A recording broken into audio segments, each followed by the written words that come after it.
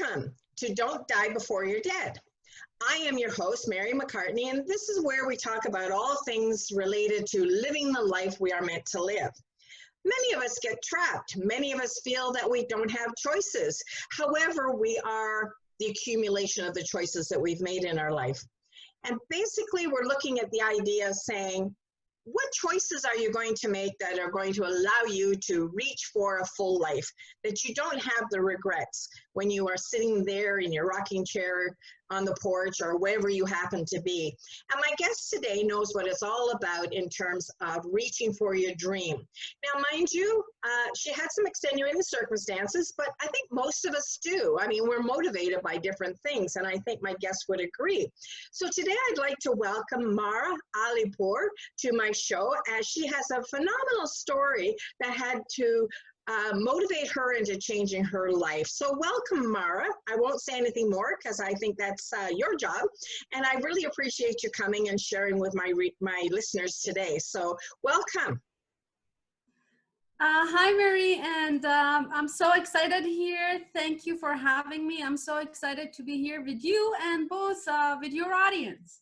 Well, that's super, Mara. You are a phenomenal young woman, and it seems as though now is the time to start looking at your life in a futuristic sense. It's kind of late if you get to the time where you're my age, because there's not a whole lot of opportunities left to make some changes. So for lack of a better term, could we say maybe you had a more of an awakening at a young age that prompted you to make some changes? So can you share with us, like, what brings you to this place where you are right now? Well, thank you for asking that. That's a big question.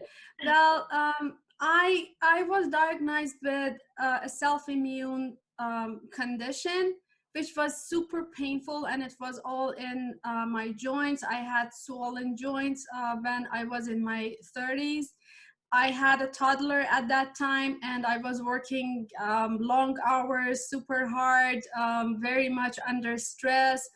And I had pain all over my body, and the doctors didn't know what was happening. So one day I realized that I can hardly stand up from the chair that I was sitting at. And then I got a number of appointments from different doctors, and one of them found out that, okay, this is a self-immune thing.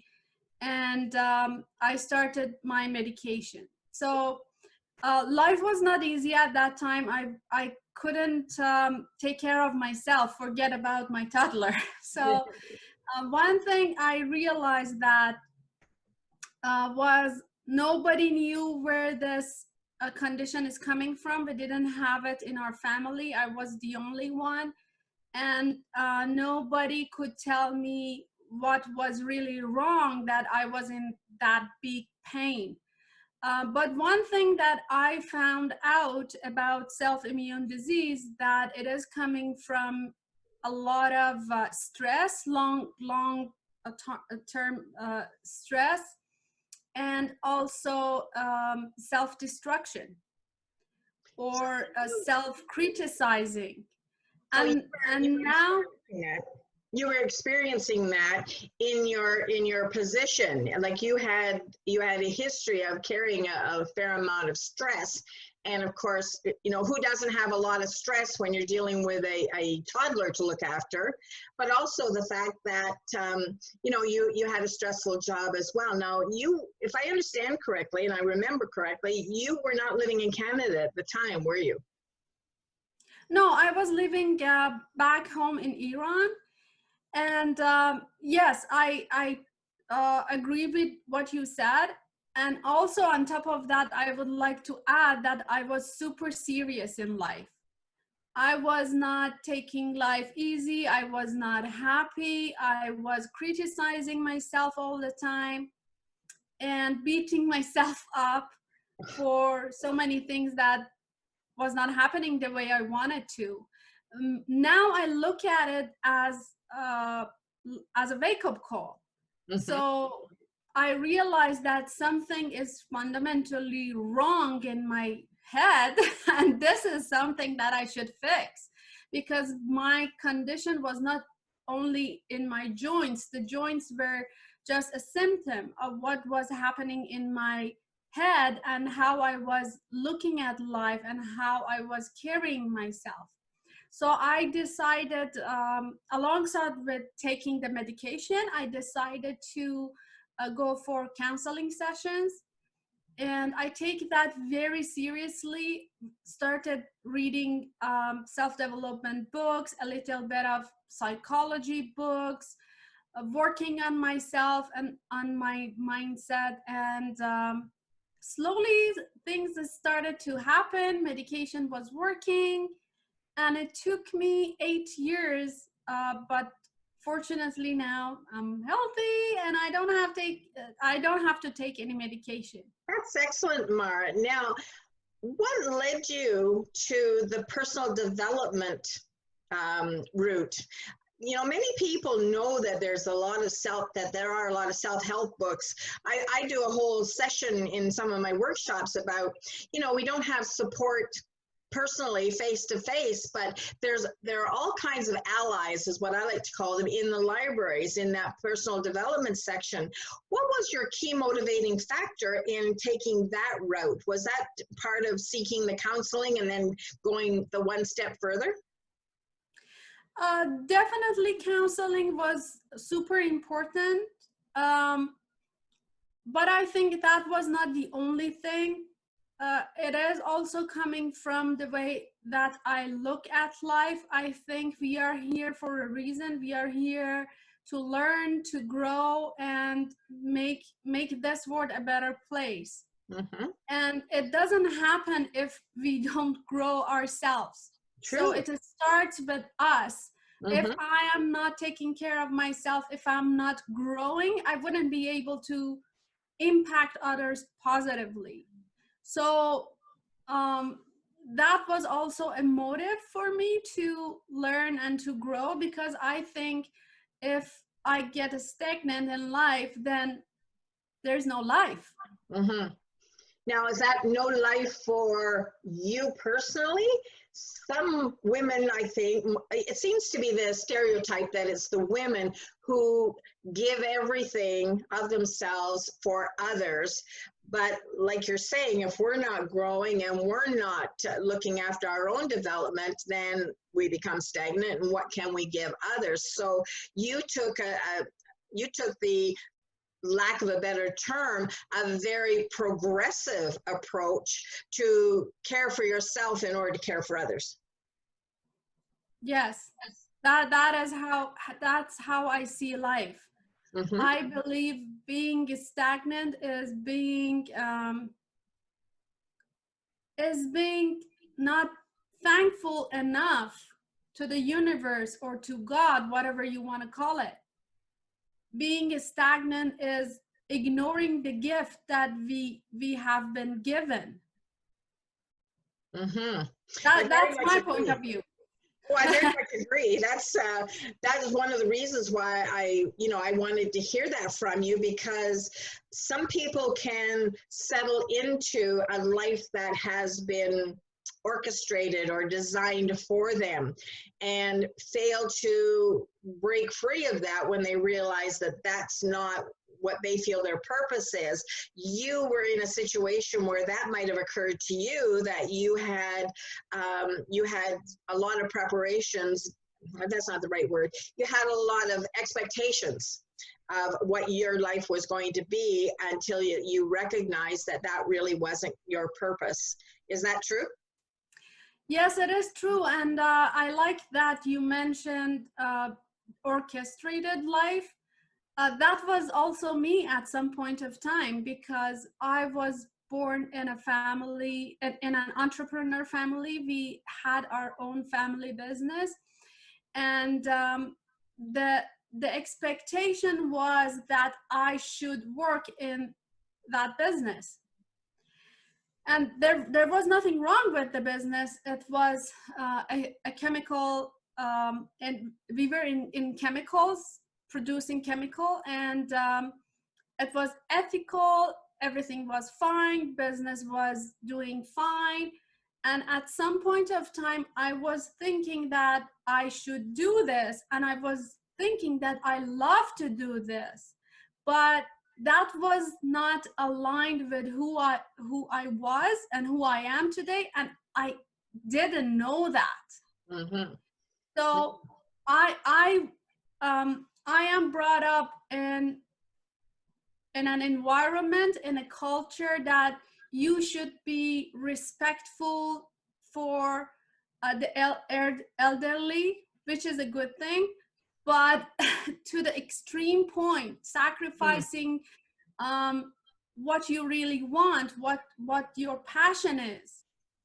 And in that culture, especially as a woman, you're expected to behave in a certain way, be a good girl, be the stereotype of a wonderful woman who Mm-hmm. sacrifices herself for the family and put family first and ignore who she really is.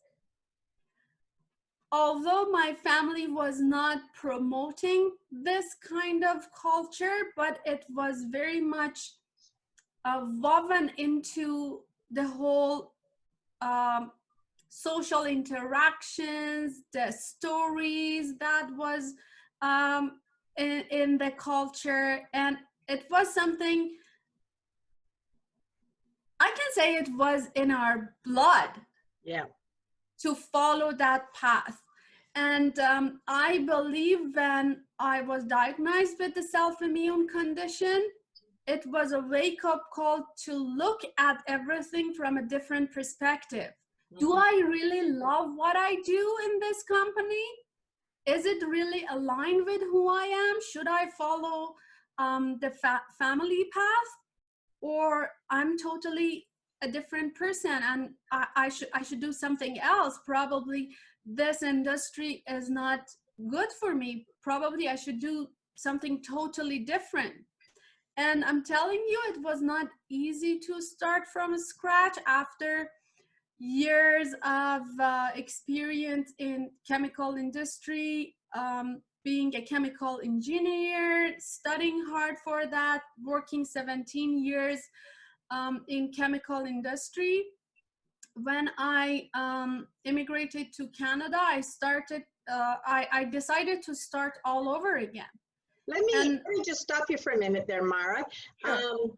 I'm really interested to hear the transition because it's so huge. And I know that you had a lot of cultural barriers because, you know, I mean, let's face it, we are a very diverse population in the world, and our experiences and our history, they make up who we are.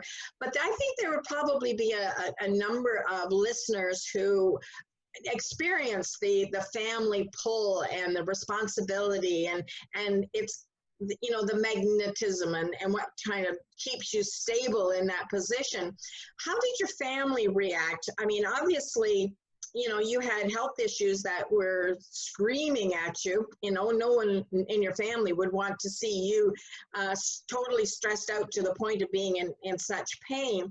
But not only did you leave the family business, but you also left your country and, you know, came here, which, you know, and again, another big move. And I'm glad you've already mentioned that you're not on medication, your health is improved, and, you know, your family must be really rejoicing over that. But some people will make excuses about why they can't do things. And here you are with huge pulls on you as an individual.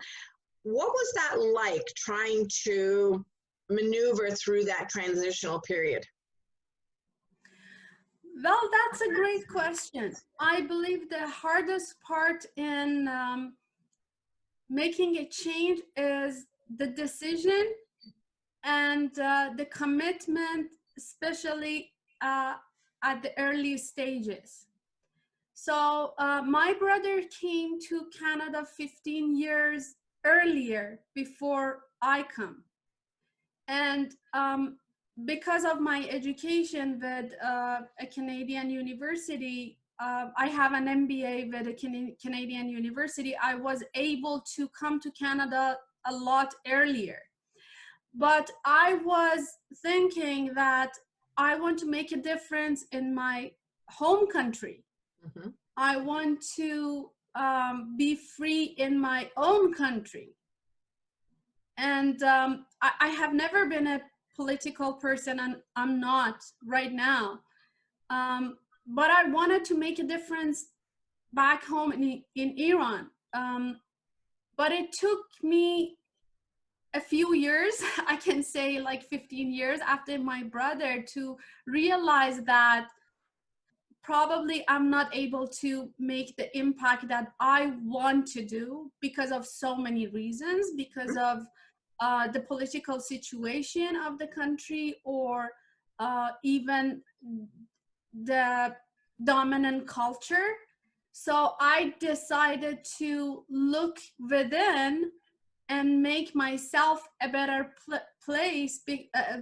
make myself a better person, so that I can make a better place, at least around me. Mm-hmm. Not in the whole country, but I thought if I make myself a better person, a happier person, a healthier person, then I would be able to affect my son, to affect my husband. And it is needless to say that when I wasn't happy, my husband wasn't happy too. I was not a wonderful wife. I was not a happy and funny mom. Yeah. So I decided to look within and take responsibility of who I am right now, make myself a better person, so that I can become a better wife, a better mom, and probably a better daughter. Yeah. Well, there's a saying that says, if mama ain't happy, ain't nobody happy. So, it is important to understand that we live a much fuller life if we have that joy in our hearts, but we also, we are here for an example. So whether you're changing your whole country of Iran, obviously the life that you live, you are a role model. Maybe you are touching lives back home that you don't even know about. You have become part of their story, and understanding that maybe they don't need to leave, maybe they're not going to be as forward thinking as you are to come here, but maybe they will take more control of their own personal destination because of the role model that you have set for them. So sometimes I think the impact we make is bigger than we realize, and I don't know about you, but a lot of times I feel the responsibility of what messages I'm sending out, whether it's, as public and vocal as this, or whether it's much more subtle. And so you are speaking loudly in your actions, right? Thank you for saying that. I hope so.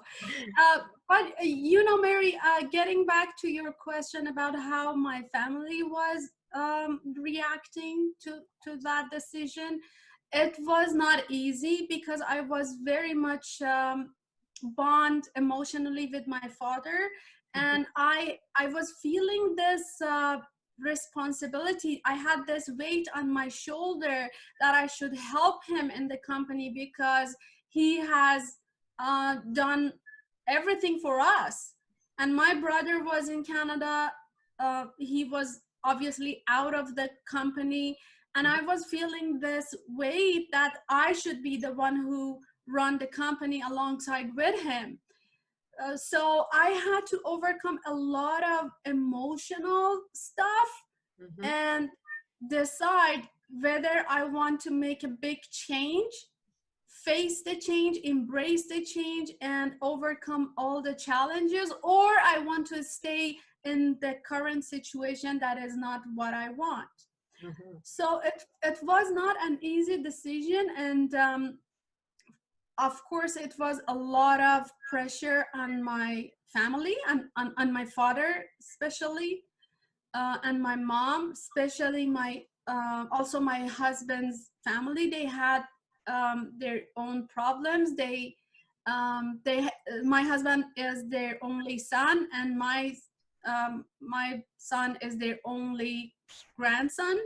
So and they are very bond together. So it was not an easy decision for me or for my husband, but we decided to do it because we made a decision that we want to change everything.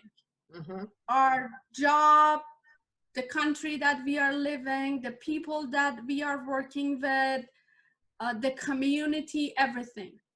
And when it comes to making a positive impact, I must say I love my home country. I love Iran. I love Iranian people.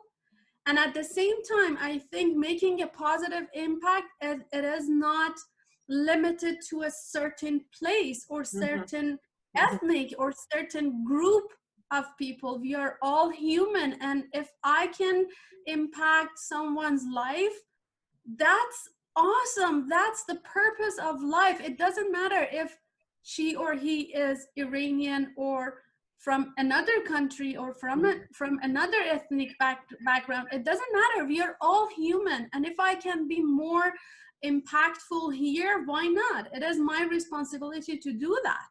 Right. One of the things I was wondering about is, family would be really, really tough, but we're sort of geared or are hardwired to grow up and kind of develop our own lives separate from our parents. So maybe that analogy of leaving home and breaking free, leaving the nest is something that we're hardwired to do. But what was the pull like from your friends? Did they all think you were crazy? Because sometimes our friends can be the worst influence on us at all, and it's kind of selfish on their part because they don't want to lose you, or they're fearful for you, or maybe they're a tad jealous because they don't have the intestinal fortitude or the courage to be as brave as you. So what was the pull like from your friends? Well, my friends who were back home, they were supportive, although they didn't want to lose me in a way of living in the same country, but they were supportive. Some other friends, when I came to Canada and I started all over again, some friends were thinking, why are you doing this? Why are you starting from zero again in another industry, starting from scratch? You can find a very good job in a chemical industry, because I had 17 years of experience in chemical industry. I knew a lot of international companies who already have their offices here in Toronto. So some of them were thinking, I must be crazy. I'm starting all over again while I can continue the previous path. And I should say that it was not an easy decision. It took me a few months. When I came here, I started sending resumes to some chemical companies.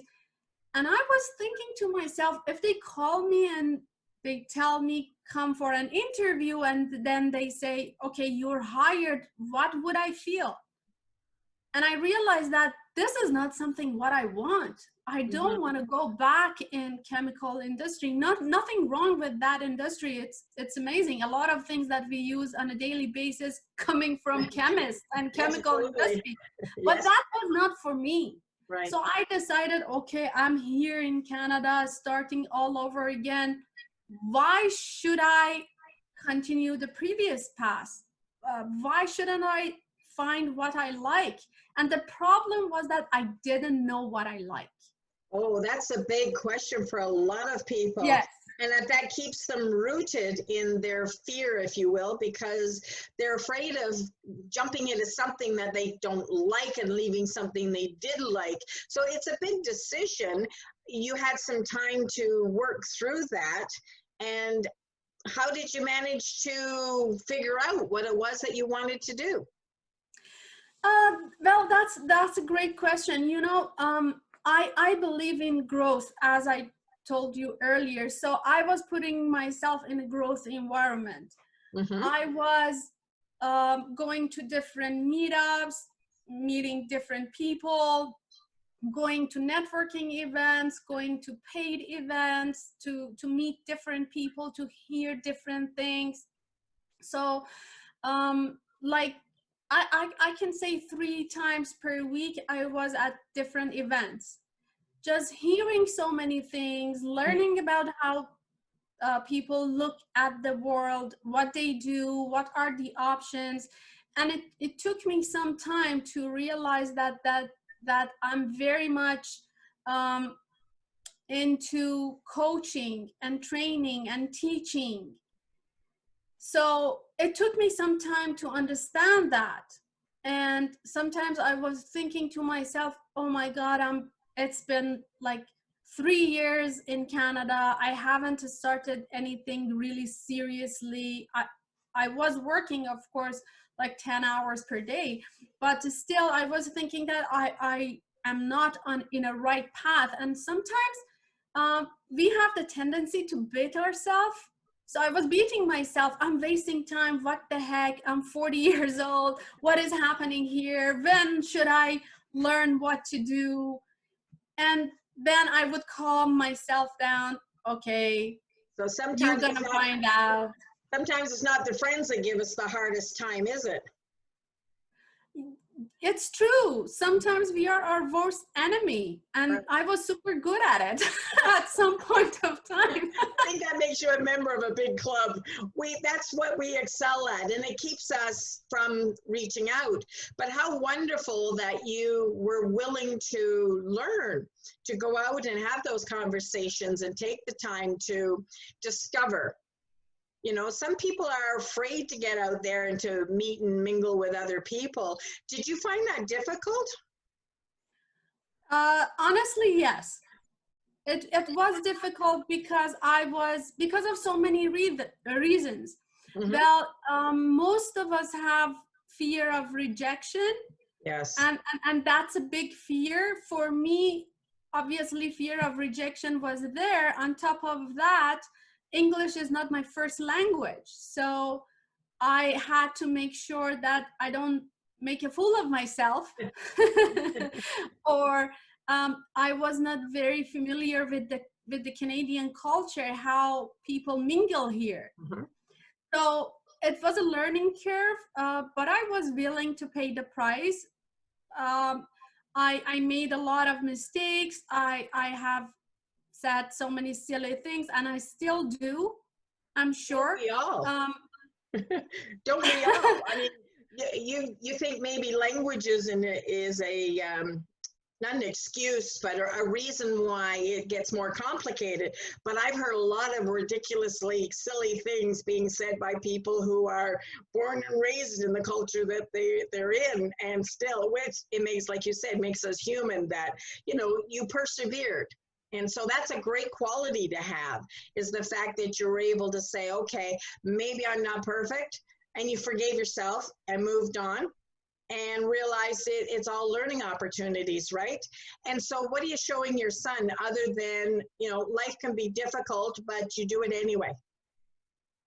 Yes, exactly. That's what I think. And sometimes he likes it. Sometimes he doesn't, but that's okay. Sometimes he tells me, Mom, could you please stop listening to these success videos, because you want to you want to apply all of that on me. And you know, he's funny. Yeah, sounds like he's got his mom's sense of humor. Well, that's really terrific, Mara, that you were able to you know, learn through other people. Like, there's so much wisdom out there, but we don't tend to ask for it. Some people are, I don't know, they wear this coat, like they have to know everything, and they're afraid to say, oh, I didn't know that, or tell me a little bit about that. But, you know, they think, I don't know, maybe there's a certain age that we get to that we think we're supposed to have it all together, and we're afraid to admit that we don't.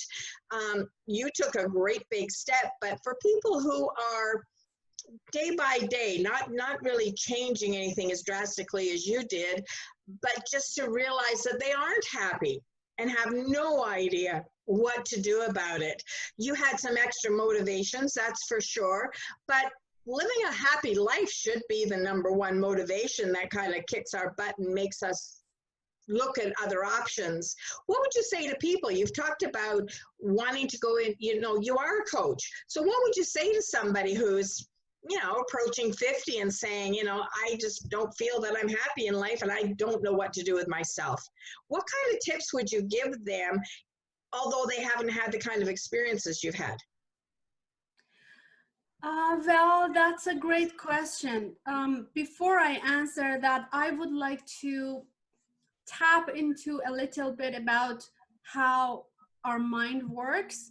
Well, the way we see the world is coming from so many different things. We have tons of filters in our head, in our mind, that that creates our world. So let's say the way that I see the world now is coming from my previous experiences, my childhood, my younger ages, the culture that I was brought up in, the environment, so many things. So if a person looks at the world and doesn't like what she is seeing, and she doesn't know what to do, she doesn't know what to change, what I recommend them is that to take a look at the filters they have. And for this, I recommend them to seek help. And that's totally fine. This is what I have done with different counselors, with NLP training and NLP breakthrough. I had a lot of limiting beliefs. I had a lot of negative emotion that I was carrying with myself from the past. And that was the reason that I was so hard on myself, so bitter, so unhappy. And I really didn't know what to do. But when I start seeking help and learning about how the mind works, I realized that, oh my God, everything is happening here. This is what I should fix. That's a good point. How we look at things is really important, because that's what fosters our viewpoint of the world and our perspectives and what we are thinking is possible. I mean, you can't have possibility thinking and limiting beliefs at the same time. Would you agree? Totally, because when we have limiting beliefs, we do not see the opportunities. The opportunities are there, but we are not able to see that. And when we have negative emotions, we'll look ourselves down, we think we are not enough, then we don't have the motivation to get up, to act, to make a difference. And I'm telling you, I had a lot of that. Yeah. I was carrying a lot of negative emotion, a lot of limiting beliefs, because the environment that I was brought up in was not the best environment. At that time, when I was a child, my home country was in war. And growing up in that situation was tough. Every day we were hearing about people who we know that they lost their lives. And so many things, so many basic things was scarce. We didn't have too many options. And at some point of time, when the two involved countries in the war were bombing each other cities, so we didn't know if we sleep tonight, will we wake up the next morning? That's or no, terrifying. We didn't know. That's pretty terrifying. It is horrifying. Yeah. It is. So like children practice here in Canada. I forgot the word. Lockdown. They practice lockdown in school. Yes. Yeah. This is everybody here. Children know that this is a play and this is a practice. But for us, that was the reality. We had to go to the special shelters that was underground, because we hear from the radio that the airplanes are coming to bomb us. So Yes. we had to go to those shelters, running to save our lives, going to shelters, because we didn't know, probably that bomb would fall under our roof, on our roof. Certainly explains why you would be growing up saying that you were serious. Life was a serious matter. In life and death you were dealing with all the time. You know, I'm sorry that that has been your experience in the past. And I look at you and I see a beautiful young woman with a nice smile, and you know, you laugh, and what a transition from where you've been to where you are. And I don't mean to make light of it, but I think there might be some people who would say, well, obviously she's going to make a change. Obviously she's motivated to you know, give up what was and look for something better moving forward. I don't have that problem. I mean, I grew up in a fairly okay life, and, you know, things were pretty happy, and, you know, like, things aren't bad right now. It's like I'm not, you know, I'm not under any oppression. I've got freedom of choice. I can come and go as I please. So, you know, I'm not happy, but does that make me a whiner? Maybe I should just shut up and just do what I'm doing. And yet inside feeling sad, unhappy, and knowing that when they get old, they might have regrets. How do you say to somebody, your reason for looking to be happy is as important as anyone else's? Well, I believe that all of us have some kind of issue, some kind of limiting belief, negative emotion, and this is some kind of dropping the ball if we say that, oh, of course she can do that, but I can't. Mm-hmm. This is just being irresponsible, because everybody has something. Mm-hmm. Everybody has something. There is no fairy life on this planet for anyone. Yeah. So everybody has something, but the only thing that can help a person is a personal choice. And Mary, let me tell you something. When I decided to immigrate to Canada, life in terms of status and income was really good back home. Mm-hmm. So it even makes this choice harder, because I had to leave the status that I had. I was making good money in our family business, and a lot of people, not my friends, but like family members, people who are not very close, they were thinking, oh, she must be crazy. Mm-hmm. She is running a almost big company, 100 people working in her company, and she's the boss. She must be crazy to leave that behind and start from scratch in another country. And probably they were right from their perspective. But for me, the most important thing was not the status, was not the income, was how I feel about myself, how I feel about my life. Mm-hmm. So you don't have to have the same, you don't have to have the same experience as extreme as I did. I think if you're not happy, that's big enough for you to be a motivation to get up and make a change. And excellent. I'm telling you, it's not an easy decision.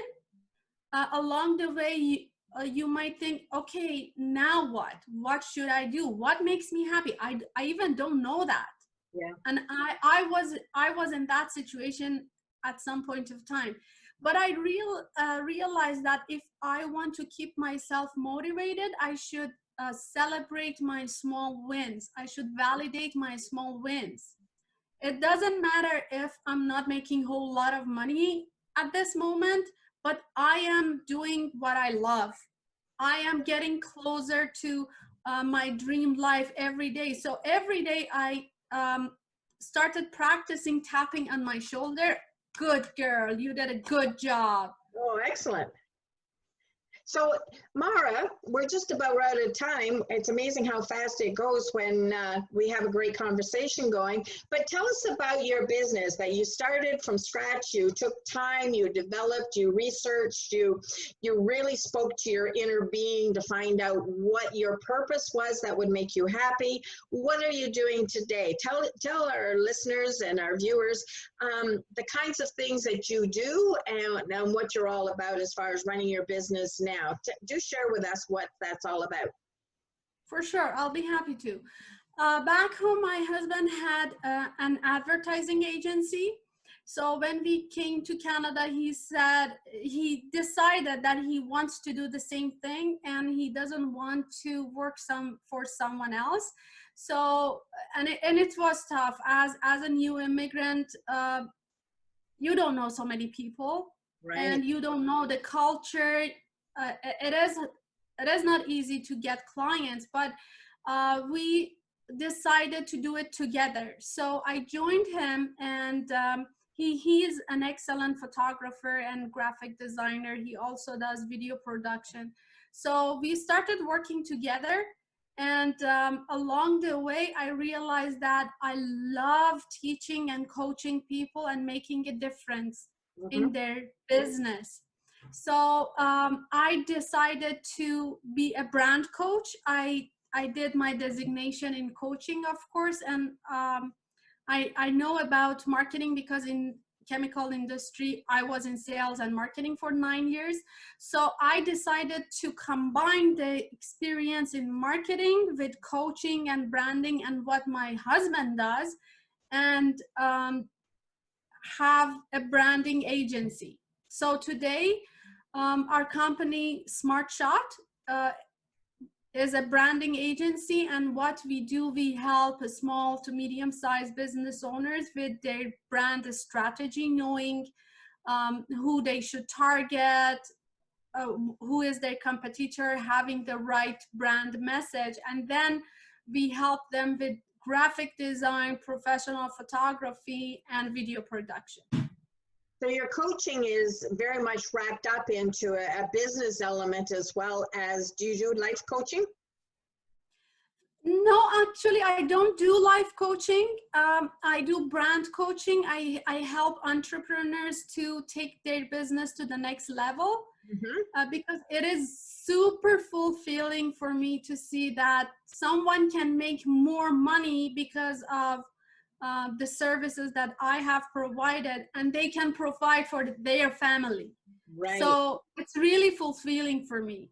Excellent, excellent. Well, it sounds like you found your calling, and you look like you have enriched yourself as far as making a change. As much as it was difficult and, you know, had you some issues with emotional, with background, with country, with culture, and then to get to the place where most important of all, better health, good health.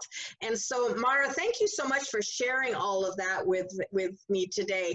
And I recognize you as a role model, that you will be able to speak to many people. And I certainly hope that you will tell your story back home in Iran, and you know, your family will spread that story. And it's not just a matter of having to leave your country, but it's a matter of recognizing that, you know, we have one life to live and to live it fully. And of course, that's so in sync with what I'm trying to do. And I appreciate you being a real live example for this show to let people know that, yes, you don't want to be that ancient person sitting and saying, you know, if only I had done whatever. So thank you for being an achiever.